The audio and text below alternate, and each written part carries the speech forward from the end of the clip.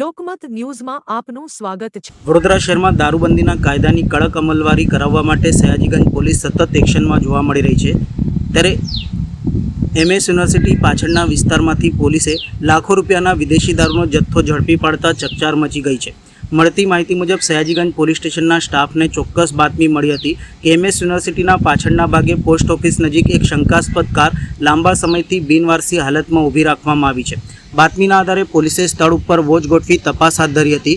તપાસ દરમિયાન પોલીસે શંકાસ્પદ ફોર વ્હીલ કારની તલાશી લેતા કારની અંદરથી ગુપ્ત રીતે સંતાડી રાખવામાં આવેલો વિદેશી દારૂનો મોટો જથ્થો મળી આવ્યો હતો।